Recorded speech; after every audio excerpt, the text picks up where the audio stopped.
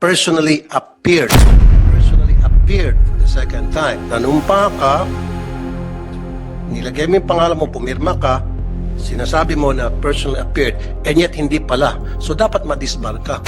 Lawyer ka, what does it mean?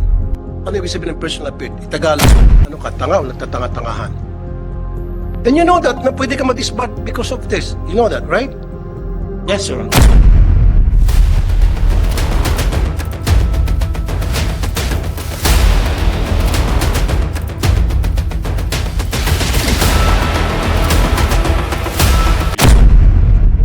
Deputy Executive Director Teresita Odea, together with Attorney Kim Marie Aquino, OIC Director for Technical Services. From the National Labor Relations Commission, we have the Chairperson of the Commission, Chairperson Grace Maniki-Stan, together with the Presiding Commissioner Joseph Gerard Mabilog, Commissioner Mary Ann Plata Deitia, Commissioner Leonard Vince Ignacio, Commissioner Hernan Nicdao, Commissioner Donna Ramos, Commissioner Sharmalu Aldivera, and Attorney Rhea M. Aguirre.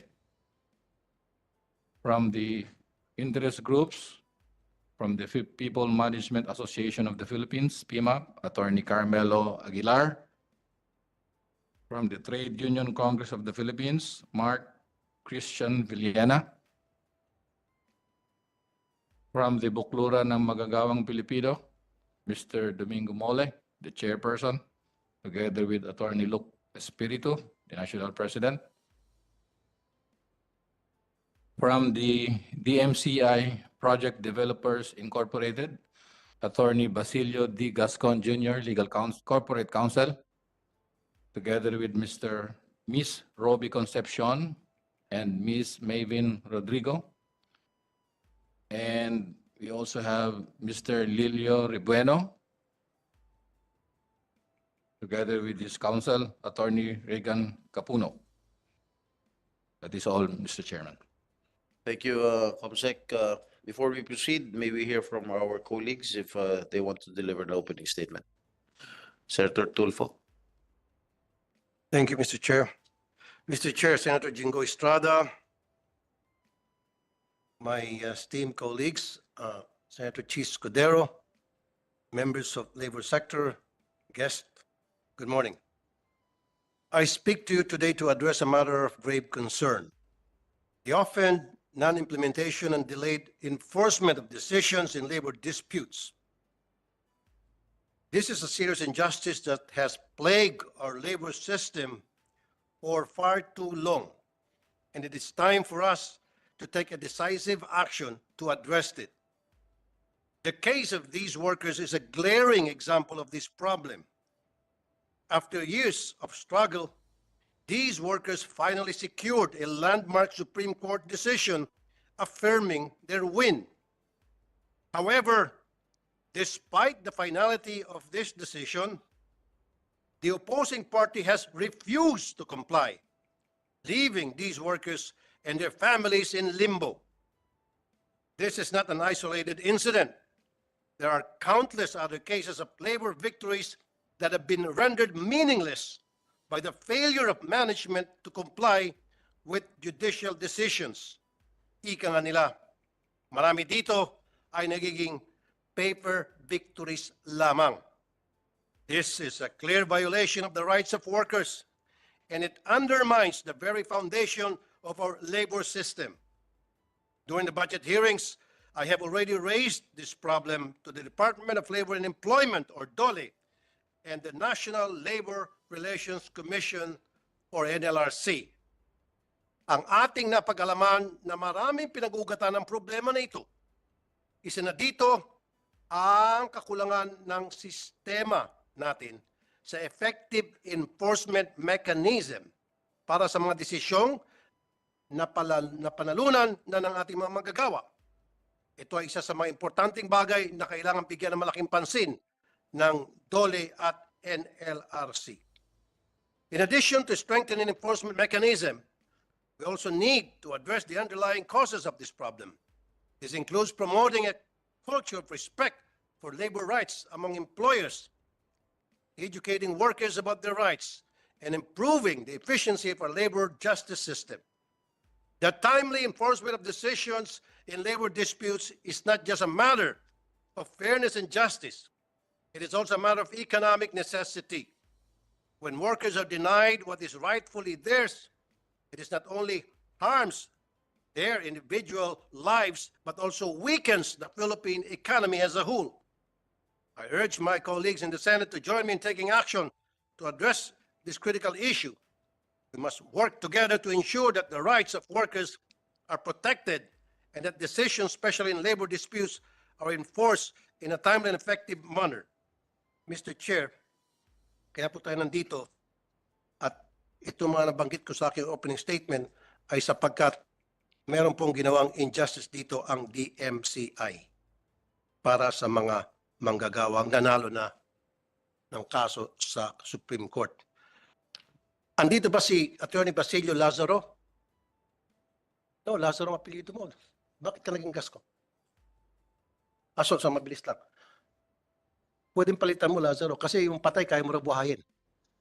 And I'll explain to you bakit. Yung patay kaya nitong buhayin, Mr. Chair. Kaya nga dapat Lazaro ang apelyido mo. I'll tell you why later. Go ahead. Thank you, Mr. Chair. Thank you, Senator Tulfo. Senator Cheese. I'm not the author, Mr. Chair, but just some clarifications before we begin, perhaps for the next hearing and for this hearing as well. You mentioned Attorney Gascon.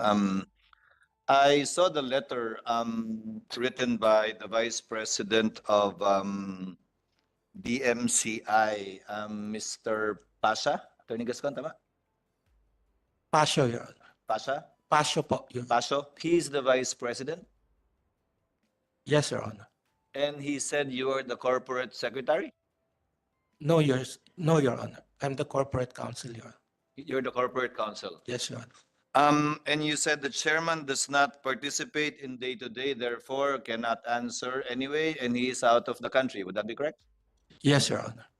But who is the president and CEO of the company? Mr. Alfredo Austria, Your Honor. So why not send, may I ask the chairman of the committee to kindly invite the president and CEO? I guess he would know the day-to-day operations of the company. Would that be correct? Yes, Your Honor. My problem, Mr. Chairman, with Attorney Gascon is he does know a lot about this resolution filed by Senator Tulfo because as he explained earlier, he took part in it in a major way. And I would rather hear from officials of the company if they are aware of these actions and actuations made by their corporate counsel. So may I ask that in the next hearing we invite the president and CEO of the company in the person of Mr. Austria? Tama ba? Yes, Your Honor. In the person of Mr. Alfredo R. Austria. Okay, the chair instructs Yes, sir. the COMSEC to invite the names mentioned by Senator Cheese Escudero. And one more point, Mr. Chair, for the next hearing again, for some administrative matters. May I know if the company you represent is a listed company, sir? Your Honor, the MCI Project Developers, Your Honor, is not a listed company, Your Honor. But the parent company, Your Honor, the MCI Holdings, Your Honor, is the listed company.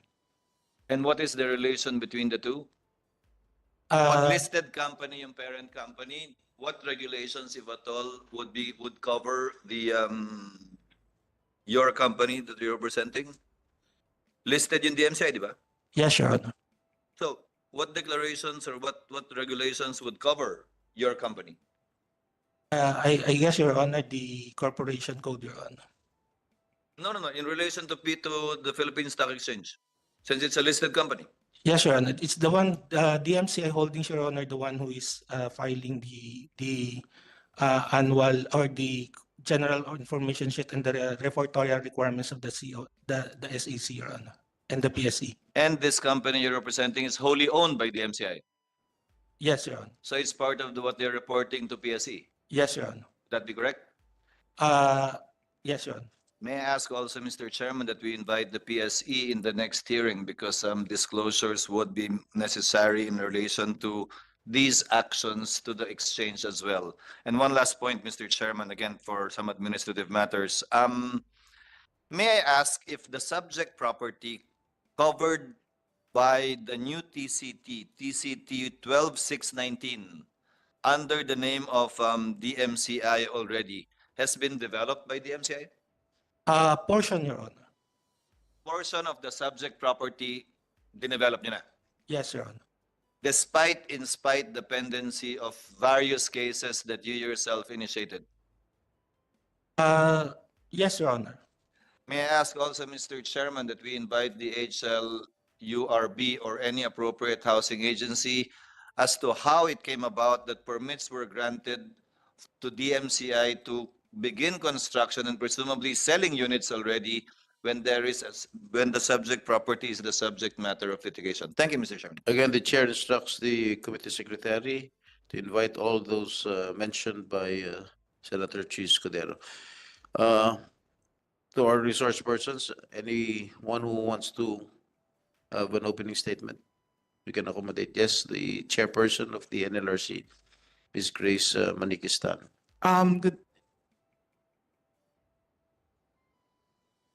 Good morning po, Honorable Chair, Senator Jingoy Estrada, Vice Chair, Senator Raffy Tulpo, and Senator Francis Escudero. NLRC welcomes this opportunity to take part in these proceedings as we are confident that this will help us address some concerns of NLRC challenges that we encounter in enforcing our decisions. And we know that we need to work closely with the Senate to address these concerns, especially also for some legislative issuances that may be necessary to help us in our problems. Maraming salamat po. Anybody else?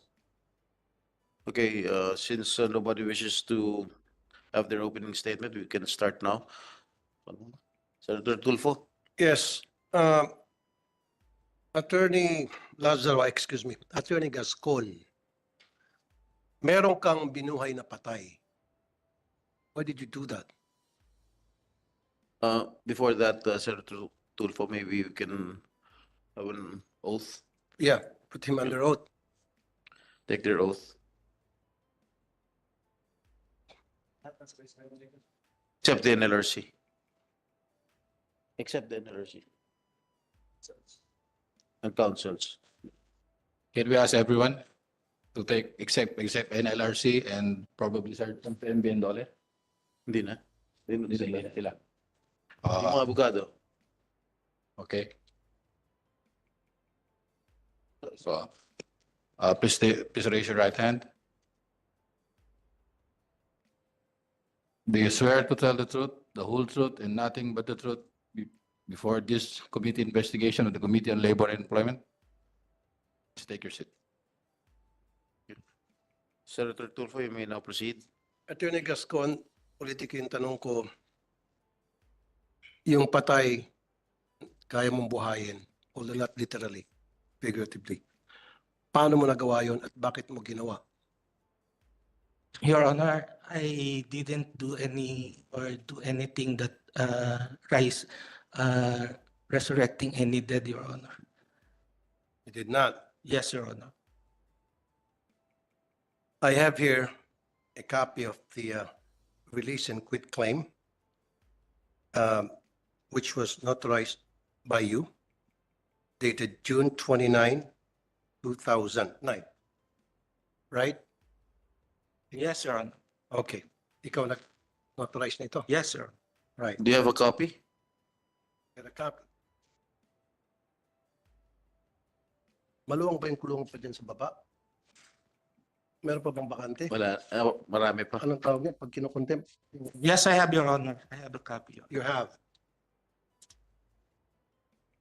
Lifiel I. Marikit. Yan. Isa sa mga pumirma sa release and quit claim na kung saan ninotarize mo. Yes, Your Honor.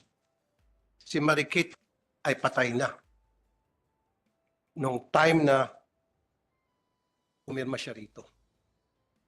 I have no knowledge, Your Honor, during the time that he was dead or he was already dead, Your You Honor. have no knowledge. Yeah. Paano ka ba nag-notarize? Ano yung proseso ng pag-notarize? You have, of course, Your Honor, you have to verify the the identities of the. And how do you verify The by identity. showing their IDs, Your Honor. No, didn't they appear to you personally? These Or you two, authorized? these two person, Your Honor, did not appear to me personally. Well, then, yun nga ang problema. Kasi yan ang pinaka number one requirement na pag merong isang tao nagpapanotarize sa iyo, he or she should be present in front of you and verify his or her identification, compare that identification pictures and all doon sa kaharap mo. That's correct, Your Honor. And you did not do that. I put it in my notes, Your Honor, in my notarial book, Your Honor. No. Sabi mo kasi wala ka knowledge at hindi siya sumipot. Sumipot ba siya o hindi? Hindi po siya sumipot, Your Honor. Then bakit mo dinotarize na hindi pala siya sumipot? Ang pinakita lang sa iyo, dokumento. And all these people here, not only Marikit, but 1, 2, 3, 4, 5, 6, 7, 8. 8 of them did not appear before you. And you just, binigyan ka lang itong dokumento na pirmado na and then pumirma ka na lang. No, Your Honor. They personally appeared to me, Your Honor, except only the two, Your Honor. Except. Then dapat hindi mo tinuloy yung pag-notarize or binura mo siya. You shouldn't have included the names of the two persons who did not appear to you personally. It's a pre-forma, Your Honor, when it was given to me. And then Excuse me? it's a pre-forma, Your Honor. It's the documents are already prepared when it was presented to me, Your Honor. Then dapat binura mo o idinilit mo, inalis mo yung dalawa na wala sa harap mo. Yun yung pinaka-basic eh. Attorney. You should know, attorney. Otherwise, I know, Your Honor, but baka masampang ka ng disbarment. I included it, Your Honor, in my notarial book, where in fact it is dated 2009. I clearly state that non-appearance of lead field Maratan Kaya, Marikit Attorney Lazaro, Attorney Gascon, very basic yan eh, pag notarize eh. Di ba? Yung nagpapanotarize, kailangan nandyan sa harap mo at kompletos ng mga identification para i-compare mo yung ID na presenta sa iyo at yung mga picture doon, tumutugma doon sa kaharap mo.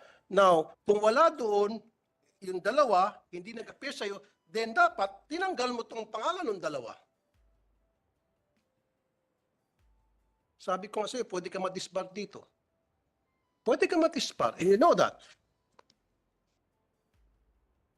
Kaya tinawag kitang Lazaro kasi ayaw mong buhayin yung patay. Patay na to eh, matagal na patay, binuhay mo. Kaya lang nga namatay ito, Mr. Chair. Go ahead. With the permission of Attorney. Senator Tulfo, Sir, I used to please. be a notary, Senator Tulfo. I ceased because the responsibility is huge and I didn't want to get in trouble.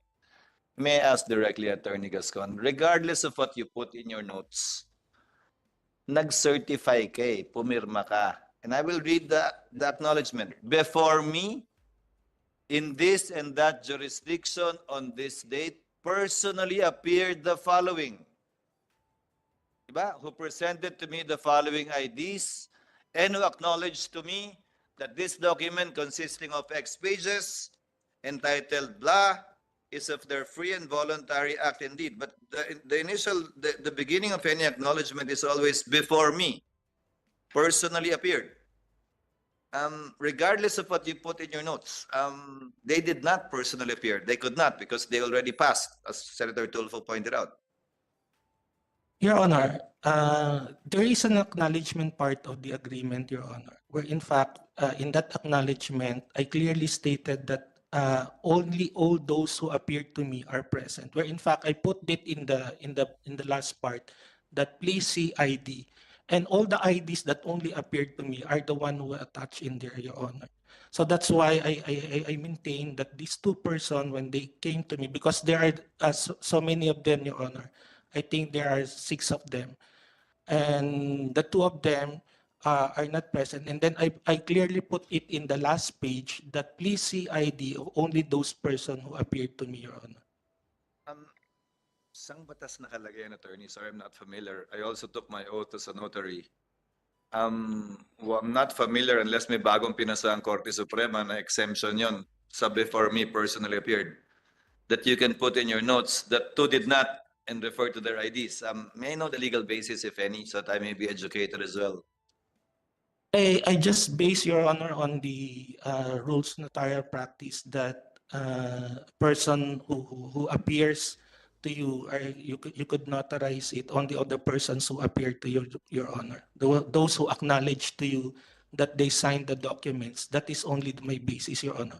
So in good faith, your honor, when they appeared to me, I clearly stated, not only in the acknowledgement portion, that these only the persons that appeared to me, but I also put it in my notarial book that these are all the persons that appeared to me. And these two persons did not appear to me, your honor.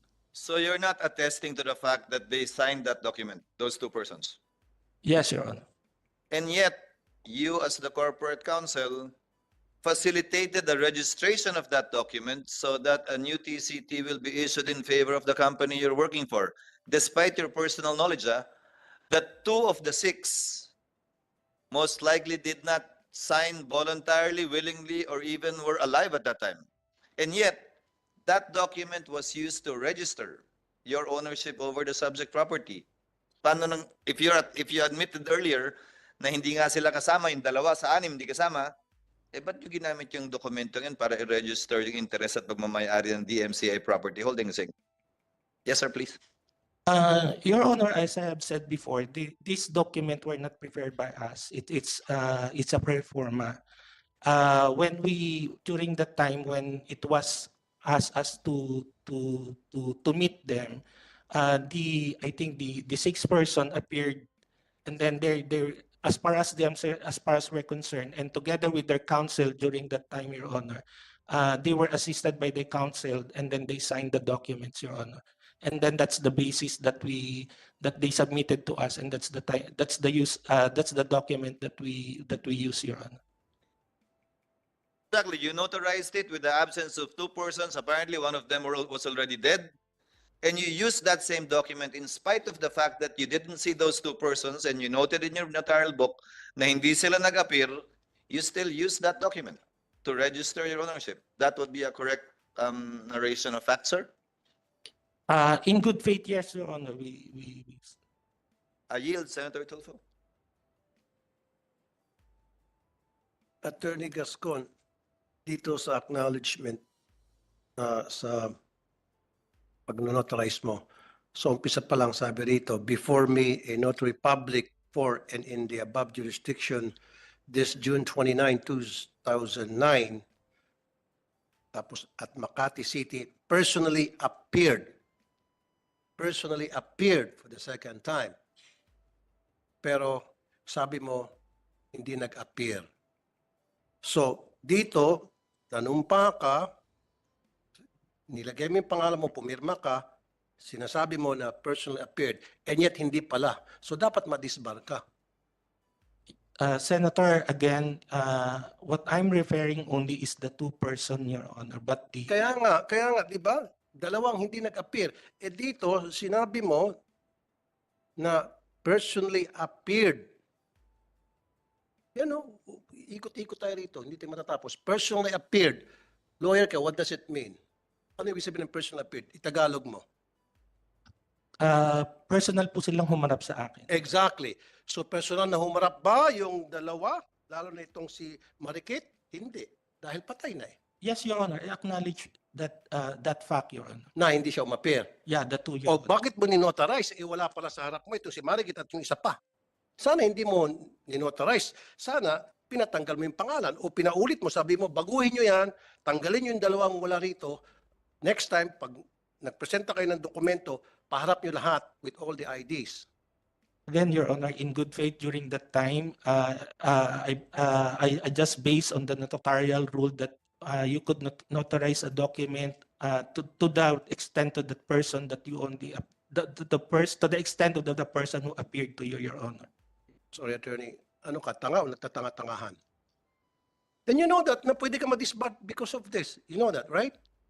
Yes, Your Honor. Oh, dahil lang sa isang pirma o dalawang pirma, madidisbar ka, napakababaw na disbarment case yan. Because of 2 signatures, madidisbar ang isang attorney, Basilio D. Gascon Jr. And you know that. Right? Okay, and you keep saying, in good faith. Ando na tayo, maybe in good faith. Pero yung in good faith na reason na binibigay mo, it just shows na talagang meron kang ginawang glaring violation. Kahit na baliktad-baliktad natin. Sa kanong kadahilanan, alam mo na yon. You and me know the reason. Diba? Well, Mr. Chair? Right, maybe you can hear first from the complainants of the case, or the counsels of the complainants here. Yes, Attorney Capuna. Good morning po, Your Honor. You are Mr. Magandang Rebueno? umaga po sa atin lahat. Yes. You Isa po ako sa one of the mga laborers concerned. isa po ako sa mga kasama sa kaso ng DMCI, itong kasong ito. Nangyari po ito noong nagsimula po kami ng kaso noong September 1996. Hanggang ngayon po ay hindi namin nakakamtan yung dapat naming makamtan. Sapagkat marami pong balakid ang nakapaloob dito. Unang-una po, ito pong release and quit claim. Tapos ito pong deed of sale. Dahil po dito, kami po ay pinapirma nung aming katiwala sa... Pero sandali lang po. Si Attorney Capuna, you are the counsel of the... Yes, Your Honor. Morning. Ilahad muna natin yung chronology of events kung pwede kasi para malaman na NRC, malaman ng mga manonood natin. First, noong 1996, Nelia Bernades et al. With co-complainants Lidfiel Marikit and Gerson Talam filed before the labor arbiter their respective complaint against Liberty Transport Corporation and its owner, spouses Honorato Lacsina and Milagros Lacsina, for illegal dismissal, non-payment of wages, and other monetary claims. Tama? Yes, Your Honor, that's correct. And on April 27 of 1998, the labor arbiter rendered a decision in favor of Bernadas et al. Correct? That is correct, Your Honor. On February 29 of 2000, on appeal, the NLRC affirmed the labor arbiter's decision. That is correct, Your Honor. On September 16 of the same year, according to Bernadas et al., Talam already settled his claim with spouses Lacsina by receiving 30,000 pesos and a bus. That is correct, Your Honor. And on March 15, 2006, 6 years after, a notice of levy was annotated on TCT 25491 stating that the corresponding share of Honorato Lacsina in the subject property was levied. That is correct, Your Honor. Okay. A year after, February 15, 2007, DMCI filed before the labor arbiter a third-party claim with an attached affidavit of title over property claiming that it is the owner of the subject property. It alleged that the subject property, then covered by TCT number 615, was sold by its previous owners, Honorato Lacsina, Reynaldo Bonifacio Lacsina, and Renato Dionisio, to Taguig Land Development Corporation way back on December 29, 1995, via deed of sale, and that Taguig Land later merged with DMCI in 1997. That is correct, Your Honor. In October 18 of the same year, the labor arbiter denied the third-party claim of DMCI. That is correct, Your Honor. November 28 of next year, 2008, the NLRC affirmed the October 18, 2007 order of the labor arbiter. Correct? That is correct, Your Honor. Court of Appeals made the October 18, 2007 order of the labor arbiter final and executory through its decision in CAGR number SP number 107334.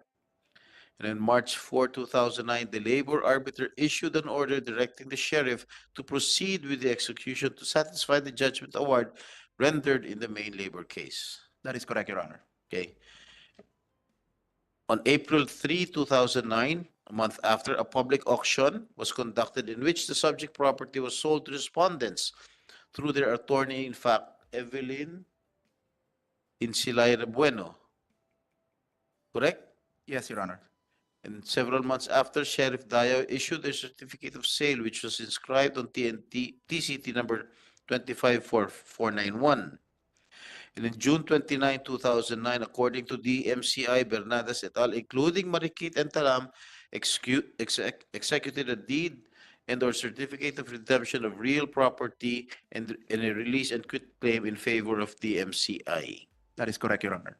And on June 30, 2009, the purported 1995 deed of sale executed in favor of Taguig Land was annotated on TCT number 25491. A petition was also filed before the Register of Deeds for the cancellation of the certificate of sale annotated on TCT number 25491. And a month after, an entry cancellation of the certificate of sale was annotated on TCT number 25491. As a consequence of these incidents, TCT number 1269 was issued in the name of Taguig Land and TCT number 2549 was cancelled. Correct? Yes, Your Honor. All right, you may now proceed.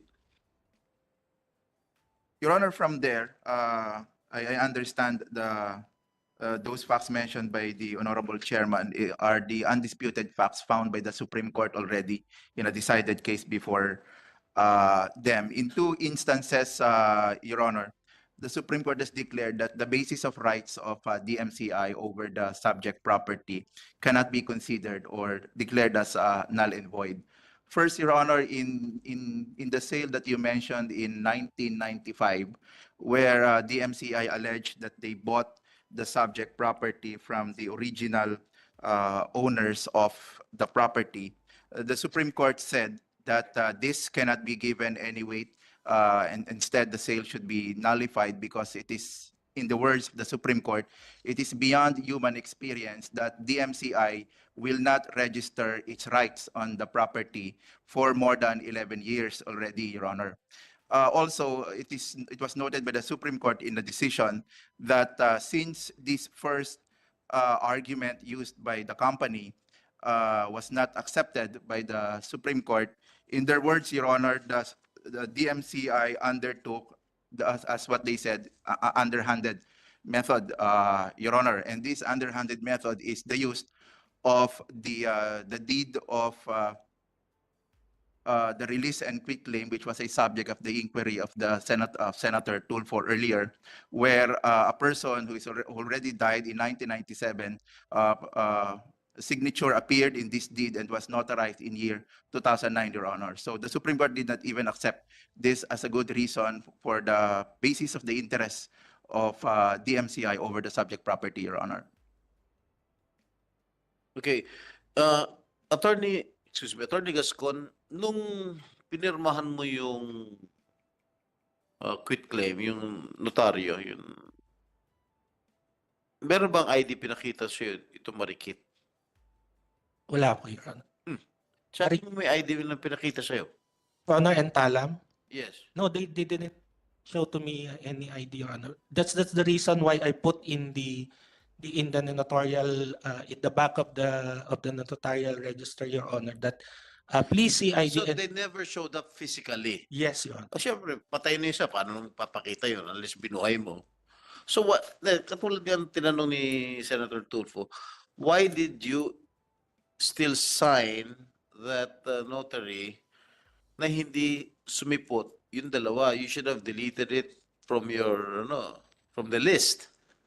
Your Honor, I have said in good faith, I just based on the notarial rules that a notary public can notarize a document. Kasi may pirma pa yung Marikit tsaka yung Talam eh.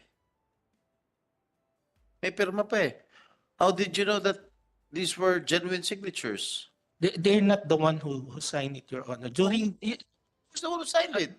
Your Honor, can I explain? Patay na eh. Yan. During that time, Your Honor, it's way back in 2008. As far as I can remember, the one who signed that is one of their correspondent. And then Did you allow yourself to sign your notary na alam mo na hindi yung taong pumirma, I, iba pumirma doon sa during that pangalan? time, Your Honor, I really object to that. But since Oh, why did you sign if you objected to it?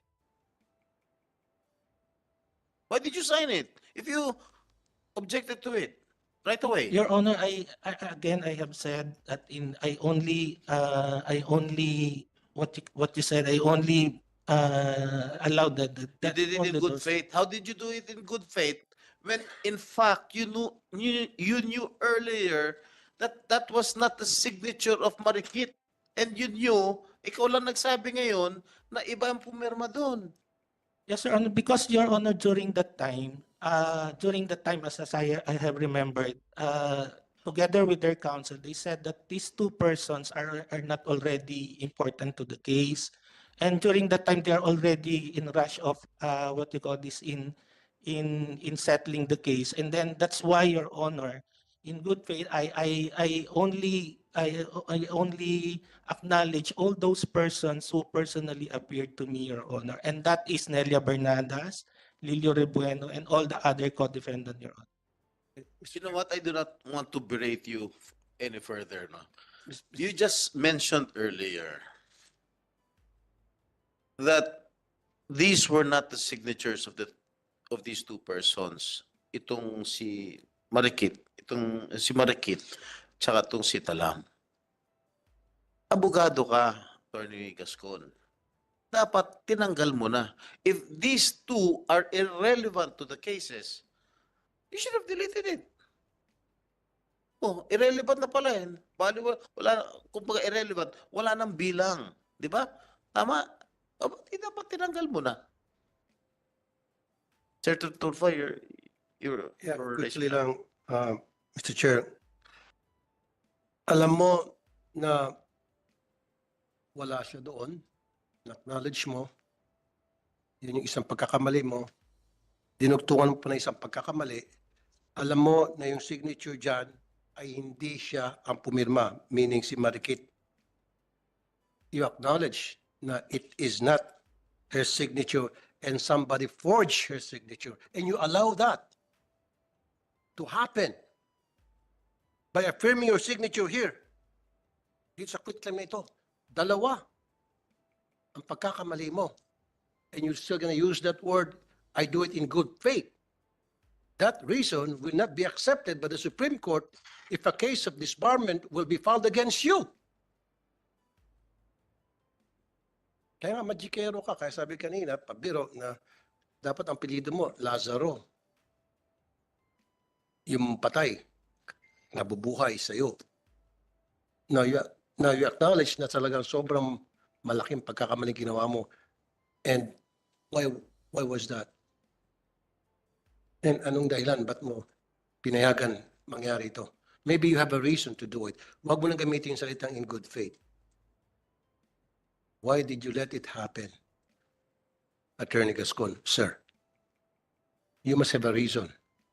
Maybe yung reason mo hindi namin kayang abutin at ikaw lang nakakaabot. But try us. Anong reason? Alisin mo yung good faith, ha? Your Honor, during that time, as I have remembered, these workers are already asking the company to be settled. They're asking already to be paid, and they're also asking that should the case be already be settled with the workers, Your Honor. So when the counsel of the counsel of the complainant, Your Honor, I would like to remind Your Honor that DMCI is not a party to the labor case. We were just included in that. Kumbaga, Your Honor, nadamay lang ho yung DMCI because yun na nga po, as mentioned earlier, that during that time, it is the one who is the Laksina who has the labor case with the workers. And then I think the case during that time was already dragging for too long with the Laksina. And then the council during that time personally appeared to the management asking that, imploring that they could be paid already. So in good faith, as the management, of course, the management during that time is hesitant to pay because as we have said, these are not the workers of the MCI, Your Honor. But in order to settle everything and to have the peaceful uh, uh, of the company, they decided to agree, Your Honor, to the during that time that they should be that to pay them, Your Honor. Yung sinasabi mo walang kinalaman DMCI, but DMCI bought the property of the employer that has a labor case. During that time, Your Honor, Ay, pa rin yung DMCI because binili ng DMCI yung property. uh, At ngayon pinatayo ng subdivision. the property, Your Honor, the land is owned by the three brothers, the three siblings, Your Honor, Honorato Lacsina, the other two, Your Honor. Between the three brothers, Your Honor, the three siblings, only Honorato Lacsina has a labor case because he owned the Liberty Transport, Your Honor. But during that time, Your Honor, 1995, DMCI, I am not yet connected with the DMCI during. DMCI has no knowledge that the Lacsina, Your Honor, one of the seller has a labor case, Your Honor. It is only during the time that the property was levied, only the time that DMCI have the knowledge that Lacsina has a labor case, Your Honor. Kaya nga, so na-levied na yung property, eh bakit niya tinuloy pa rin pagpapatay ng condominium? During that time, Your Honor, there is we haven't. During that time, Your Honor, TMC has not developed the property during that time. It's that 2008. It is only recently that the condominium was built on the portion of the property. Because, Your Honor, during that time, we maintained that DMCI maintained that only the portion of the property is involved in the litigation, Your Honor. It's a 1.6 hectare, Your Honor, and DMCI maintain that since the three brothers, only the Lacsina has a labor case against these workers. So the two other siblings, Your Honor, are free from this case, Your Honor. Okay, I think I need Attorney Regan Capuno, sorry. I need to get your reaction to what he said. Thank you, Your Honor. With respect to that development, Your Honor, we opine that, as mentioned by counsel, their development of condominium in the said area is only just recently, but they are aware of the ongoing case already long before the development. So we believe, Your Honor, that at the time they develop or made a master plan of the development in that area, they're already aware of this ongoing case involving the land. On the issue that only a portion of the 1.6 hectare land belongs to the complainant, the fact, Your Honor, is that there is no subdivision yet on the one. If that is the position of DMCI, there is no subdivision yet of that property, so we don't know which portion belongs to the laborers or to the other one. But in the proceedings before the labor arbiter, the National Labor Relations Commission, the Court of Appeals, and in the decided case by the Supreme Court, Third Division, the subject property has always been treated as one, as a whole property, Your Honor. Yes, Attorney Gascon. Your Honor, it is during that time when we developed the property in good. Again, Your Honor, we specifically included in our report that there is a pending litigation over this property. At the same time, Your Honor, that's why this case has dragged for so long, because during that time there are a lot of different parties who is claiming over property in the rights of the DMCI, Your Honor.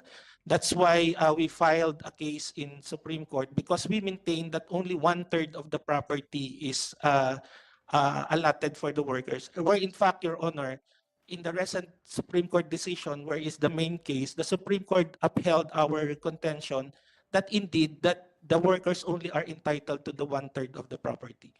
And it is pending, Your Honor, in Supreme Court, and we filed an MR, Your Honor. Is that Mr. correct? Chairman, if I may, Senator Cheese? just to interject. As a lawyer, even assuming what you're saying is true, na yung isang kapatid lang, yung may adverse judgment na dapat bayaran yung mga manggagawa, may dalawa pang kapatid na may-ari ng lupa, at best, you have a 2/3 inchoate share And I'm sure you know the definition of what inchoate means, Your Honor. which means It's that it's still undivided, Your Honor. may parte ka pero hindi mo pwedeng ituro kung alin mismo yung parte mo. Yes, Your Honor. That's why I wanted to invite HLURB, Mr. Chairman, because if they're already developing and constructing it without that issue being settled, anong karapatan na lang magdesisyon para sa sarili nila na ituro, sige, dito na kami. Yung 1/3 nyo, kung 1/3 man nga yan, doon na. Second point, Mr. Chairman. Assuming that your theory is that the workers are only entitled to 1/3 of the total property dahil isa lang yung may utang, ang pinangbayad para ma-settle, correct me if I'm wrong later on by the NLRC, ang pinambayad para ma-settle yung kulang-kulang 2 milyong utang na judgment ng NLRC was the entire parcel of land. Number 2, hindi nila ni-redeem after the period of redemption, which they could have done, either by any of the brothers, for that matter. Because remember, this was not a deed of sale executed by the 3 brothers or by 1 brother without the knowledge of the 2 other siblings. This was by virtue of a judgment by the NLRC. Yes, sir, please. Kindly. Your Honor, in the proceedings of the NLRC, if you will going to review, I think the NLRC levied the award is only portion of the property, but the sheriff levied the whole property, Your Honor. There is a notice in the sheriff sale, if you will notice in the notice of sheriff sale, that they only the subject of the sale is only 2/3, but the sheriff during that time, Your Honor, they levied the whole property, Your Honor. Sinong may-ari noon at that time? Si Laksina pa. It was already sold, Your Honor, in 1995. However, the title was not transferred because during that time, Your Honor, I think like Laksina, the sale has append, what you call this, they paid they didn't pay the whole estate tax, Your Honor. So that's why they're being assessed of deficiency tax of the estate tax. So because of that, Your Honor, the sale cannot secure a certificate of registration for the sale, Your Honor, because the BIR is asking that the estate tax should be settled first, Your Honor. The subject matter of both TCTs under question is 1 parcel of land. Correct me if I'm wrong. Yes, Your Honor. If you yourself are admitting that you only have 2/3, and if at all the subject matter of the case only involves 1/3, edi bakit kayo nagkaroon ng titulo at binili nyo yung kabuuang lupa? No, Your Hindi Honor. nyo naman No. kausap It- yung mga laborers. No, Your Honor. The sale was what you call this? The sale was completed, Your Honor, 1995. Between you and the Laksinas. Yes, Your for 1.6, Your Honor. And the seller of that land, Your Honor, R3, they were included. That the registered owner in the land, Your Honor, are three person, Your Honor. Exactly my point. They sold the land to you in spite and despite the fact that it was already the subject matter of levy and execution by virtue of a decision of the NLRC. No, Your Honor. During that time, Your Honor, there is still no notice and levy. It was only in 1995, I guess, Your Honor, the levy was only, I forgot the date, Your Honor. So 2006, I guess. When was the levy, Attorney Gabono? 2006 or 2007, Your Honor. Sure, Your Honor, but only recent, 1995 was the date of the sale, and only 2006 or 2007, Your Honor, when the levy was annotated in the TCT, Your Honor. It was on March 15, 2006. A notice of levy was annotated on TCT number 25491 stating that the corresponding share of Honorato Laksina in the subject property was levied. Yes, Your Honor, that is correct. And then, please proceed. And then, Your Honor, after that, we are not, of course, we are not aware that there is a labor case levied, held against the Honorato Laksina, Your Honor. So it was only in 2007 or 2008, Your Honor, that we discovered that there is a levy. And during that time, because of that, I think one of the counsel of the, during the counsel of the complainant during the time already, what you call this, conveyed their interest to settle. And during that time, Your Honor, we maintain that we are not party to this case. It should be the Laksina should settle the award to the what you call this, to the workers. But again, Your Honor, since they requested that they want to be paid already and enjoyed their victory in the labor case, and in addition to all the backwage on all the previous award that they were received, Your Honor, only the 1 point, only this amount was already not been given to them. One last point, Mr. Chair. I didn't practice labor, I will admit that. I was a litigator, but not in the NLRC. May procedure ba for attachment sa NLRC during the pendency of a case? Magandang umaga po, Mr. Meron po ba? Meron po. In this case, this property was not attached during the pendency of the case. Pendente lite. Wala pong ganun. Wala Pagka ganun? nagkaroon na po ng finality, saka pa lang po maaaring magkaroon ng execution on that. Execution yun. But attachment, pendente lite. Wala pong attachment sa NLRC. No, walang ginawa dito o walang poder ang NLRC to attach. Wala po kaming power mag-attach. That is perhaps, Mr. Chairman, one avenue for remedial legislation, because that remedy, meaning for an attachment pendente lite, is available in regular courts but not before the NLRC.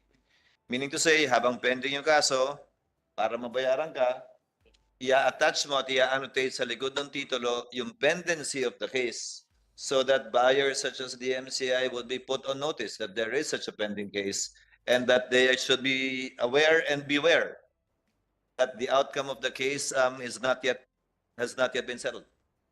Thank you, sir. That would be all. Mr. Chair, kung maaari pa pong magdagdag, magandang umaga po mulit sa inyo at sa lahat ng mga nandito ngayon. Siguro po sa kasong ito nakikita, number one po, hindi po namin alam na mayroon pong particular na kaso. Are you familiar with the case? Medyo ngayon lang po namin na nababasa na po. Wala pa kayo sa NLRC na nung Wala pa po. wala pa. Wala pa po. Anyway po, yung tungkol po rin sa concern po rin sa, ito po ay isang pruweba kung gaano po kahirap ang execution sa NLRC. Kung mapapansin po natin dito sa kaso pong ito, nagsimula ang kaso ng 1995, natapos po siya ng 2000.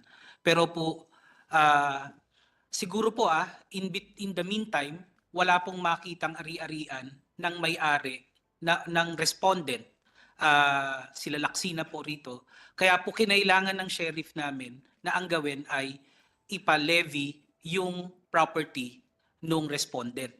So nangyari lamang po yung levy 6 years after na po nung 2000 na decision, which is 2006 na po.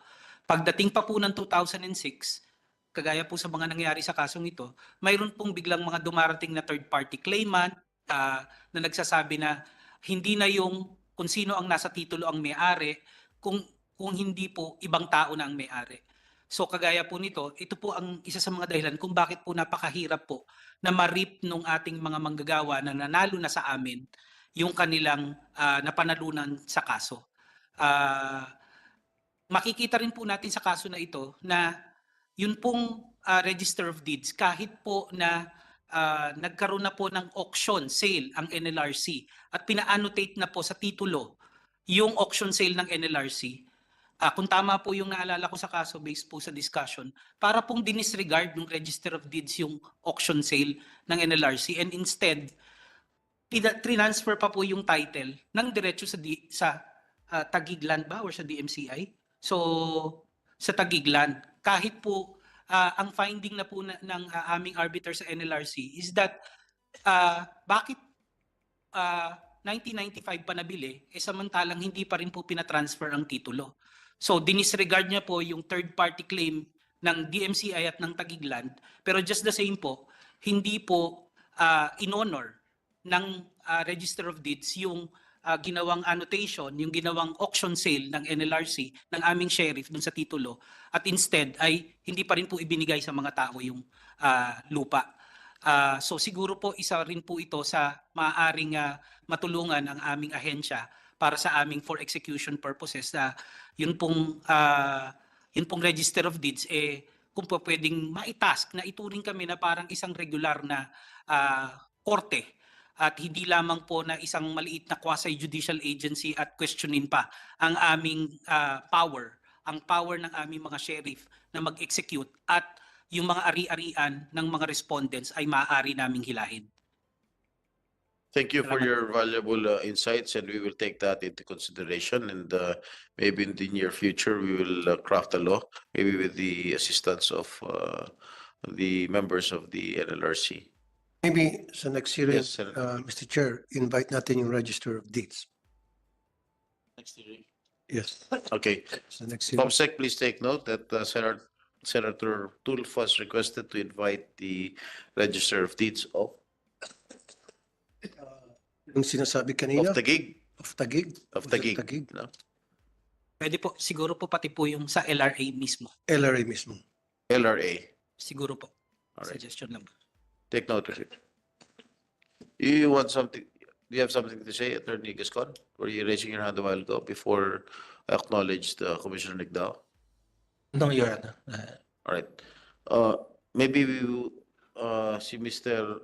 Lillo, hindi natapos yung iyong Ayan, Honors, magandang araw po sa ating lahat. Ako po ay nagpapasalamat na ang kasong ito ay nadala dito sa Senado. Sapagkat ito pong kasong ito ay nagsimula pa noong 1996 September. Na hanggang ngayon ay wala pa kaming kasiguraduhan na makamit namin yung aming minimiti. Sana naman po magkaroon ng pagbabago sa mga implementasyon ng batas natin. Pagkat kami pong mga manggagawa ay dihadong-dihado sa ngalan ng hustisya. Sapagkat mahigit 26 years na po ito na kasong ito. Hindi po namin malaman kung ano ba talaga ang mangyayari sa amin sapagkat simula pa man sa labor, NLRC, sa LRA, hanggang Court of Appeals, hanggang Supreme Court, lahat po ay naipanalo namin. Pero nung kami po ay inaano namin sa Register of Deeds, kung na-implement yung decision, pabor sa amin, tinanggihan po kami. Wala po kaming napala na di namin maintindihan kung saan ba kami pupunta. Ano bang batas ang pwede nating may ano dito? Para magkaroon ng ngipin yung ano ng labor. Desisyon ng labor. Mr. Chair, tapos na ba ang budget hearing para sa Register of Deeds? Sarap gisayin to eh. Ano ba? Ngayon na lamang. It's under the DOJ. Oh, is that right? Okay. Meron ng entry of judgment dito, dated April 4, 2022. Ito yung sinasabi ni Mr. Rebueno. Final and executory, January 16, 2023. From the Third Division of the Supreme Court, na kung saan dininay yung instant petition ng DMCI at ina-affirm yung prior decision ng Korte Suprema, and yet hindi natuloy. Anong nangyari dito? Attorney Gascon. Your Honor, I think there are three cases involving this issues, Your Honor. First is the main case, which is still pending with the Supreme Court, wherein the Supreme Court, in this case, Your Honor, the Supreme Court said and finally affirmed the stand of the MCI that the workers are only entitled for the 1/3 of the property. Then second, Your Honor, the one that you are referring is the another case. That is the case involving the inconsulta filed by Miss Evelyn Insalay Rebueno, Your Honor. Who is Insalay Evelyn Rebueno, Your Honor? She is the one who alleges that the workers sold their rights to Insalay Evelyn Rebueno by virtue of a deed of sale. And Insalay Evelyn Rebueno is also the one claiming rights and ownership over the property because according to her, the workers already sold their rights over to her. And this Insalay Rebueno, Your Honor, filed in Register of Deeds for the registration of the order. But unfortunately, the Register of Deeds during that time denied her petition, and then the Register of Deeds elevated the case to in consulta to LRA. That's the one that's the subject of that case, Your Honor. And another case, Your Honor, is the what we call that the MCI filed the quieting of title because again from the very beginning we are maintaining that the workers are only entitled to 1/3. But this case, Your Honor, I guess since it will be already the first decision already, Your Honor, the Supreme Court already affirmed the petition that the workers are already entitled to 1/3. So I guess, Your Honor, the quieting of title will be immaterial because the Supreme Court right now have already decided that and upheld the fact that the property only belongs to the 1/3 of the property, Your Honor. Attorney Capuro? Yes, Your Honor, thank you very much. I wish to comment on that statement, Your Honor, that it has, as far as my memory will serve me right and the records of this case or cases will confirm. It was never raised in any proceeding below or lower the Supreme Court regarding the 1/3 right of the laborers, Your Honor. The issue has always been the entire property, Your Honor. If my memory serves me right, the MCI never raised that in any of their filings, in any of the cases filed before the arbiter, the NLRC, the Court of Appeals. And it was only until the Supreme Court First Division decision that the 1/3 issue came up, Your Honor. Thank you.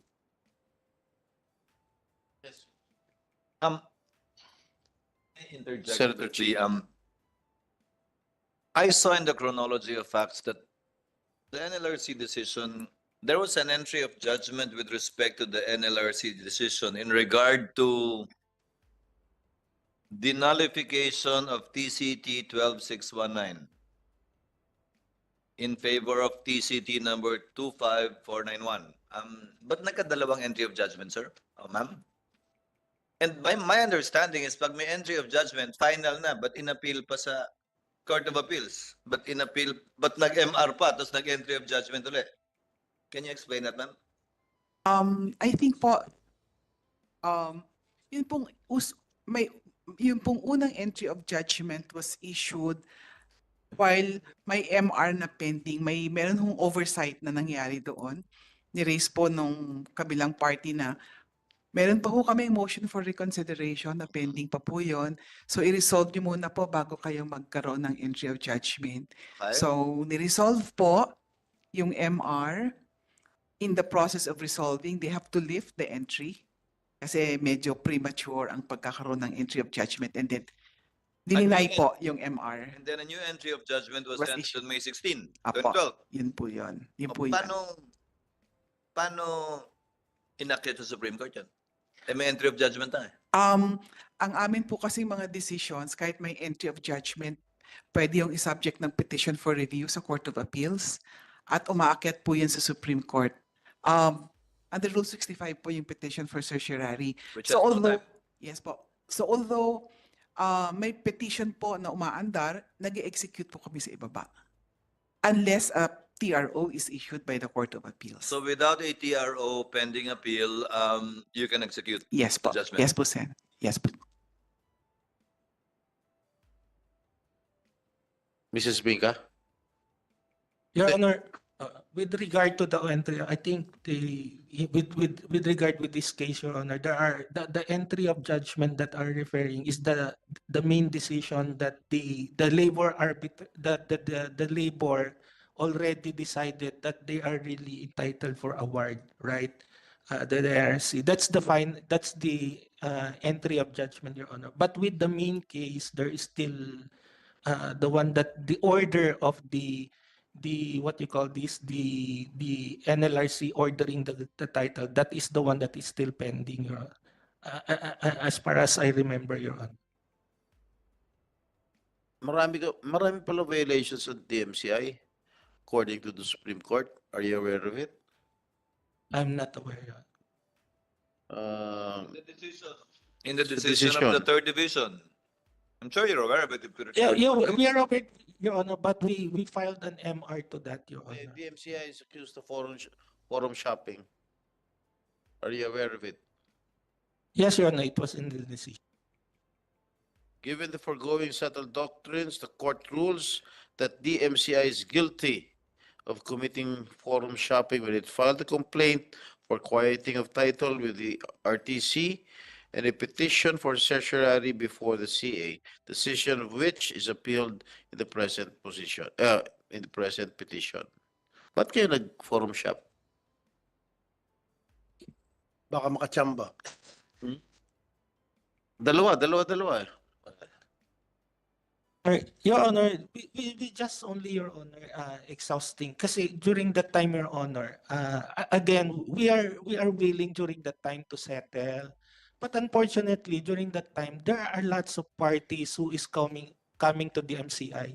There is one group who is saying that they are already the owner, and there is another group who are saying that they are owner. And then there is another group that saying that they're owner. Where in fact, Your Honor, we are always accommodating them. They always going to the office asking them for us to pay them.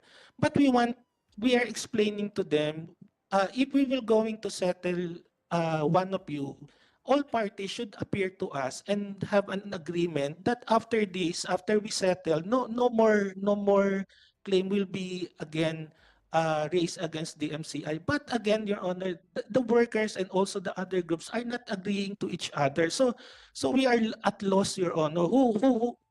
Sino yung kakausapin ng DMCI? So that's why, Your Honor, actually, they keep on and changing the lawyers, and then another thing, they will come again to us, and then they saying, hey, I'm the owner of the property. There are different parties already. So that's why the MCI, in fairness to us, we want to settle them. But unfortunately, ang dami ho nila. Ang dami ho nila. Ang sabi ho nung isa siya na may-ari. Ang sabi ho nung isa siya na rin ho yung may-ari. Kaya naano po kami, nasabi namin kung magsisettle tayo, we have to make one stand and go to the labor arbiter. We settle everything so that we determine who will be to settle once and for all this case. Mr. Chairman, just a clarification because I'm getting confused now. The deed of redemption, correct me if I'm wrong, that you notarized, covers the entire property. Not just 2/3, the entire property. Yes, Your Honor. I'm confused now. From day one, you said, yung may litigation is only 1/3, sinabi mo kanina in Kuwait, but when you did the deed of redemption, it covers the entire property. That the TCT you were able to secure covers the entire property as well, which the Supreme Court struck down, Yun, final na yun, wala nang issue doon, di ba? Correct me if I'm wrong. That's not the first division case, that's the third division case. Is that correct? Ang pinag-aawayan nyo sa first division case, yung pag-nullify ng title nyo ng NLRC, ng labor arbiter ng NLRC. Yun yung nasa first division. Is that correct? But your claim itself covers the entire property because if really you're interested only with the 2/3 and you want the laborers to be paid and you're not that nice and magnanimous, then why not sue for partition? Your So that Honor, the Kuwait share of the laborers can be rightfully given to them. yeah, I acknowledge that. Did Your you ever do that?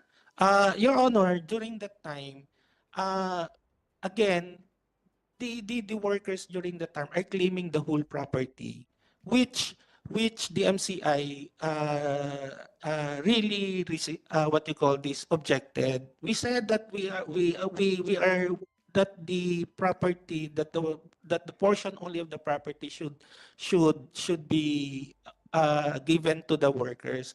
But Your Honor, during that time, they still maintaining, even the other parties maintaining that they want to get the whole property. Fine, fine. Sila yun. So, porkit tinaangkin nila yung buo, angkin ninyo na rin yung buo. Because again, your position that they own 1/3 and you only bought 2/3 from the Lasinas was not in the early pleadings, ha? It was not there. That's an afterthought. Siguro napikon na kayo, nainis na kayo sa mga workers kasi ang kulit, kine-claim yung buo, 1/3 lang naman dapat yung kanila, eh dahil kami na rin. Meaning, tao lang, napipikon po, di ba? So, right, but you're claiming the entire property now. During that time, Your Honor, yes, we're claiming because Yes. it is as Just far. a yes or no. You were claiming the entire property from day one up to today. Your Honor, the portion of the property that not the 1/3 already, Your Honor, we are claiming now because we have already settled. We have already, Your Honor, settled with. But even before settlement, you were claiming the entire property. Yes, Your Honor, because That's all. Meaning, so wag mo sabihin 1/3 lang hinahanap. Because if you really wanted only, and if you really understood that you bought only the share of the two siblings and not the one with the case, then you could have sued for partition. And you could have gotten your 2/3. Hindi. You also wanted the whole property. I'm not, business is business. You want to earn a profit. But don't wash your hands of, we want to help the worker. Hindi. Because if you really wanted to, you could have sued for partition, gotten your 2/3, and given the workers ano. Now, may I ask, how much did you buy the property for? How much was the value of the property in 2006? The whole property, as in the subject property, was never divided into 3 anyway. I have no. In the deed of sale, Your Honor, in 1995, the DMCA only bought the property at around. I am not. I don't remember, Your Honor. Give me a ballpark figure. I'm sure that's why you were sent here to answer all of our questions in the absence of your chairman and president. Magkano nyo binili yung property kay Lasinas? The whole property, 30 million, Your Honor. 30 million in 1995, Your Honor. When was the rescission issued?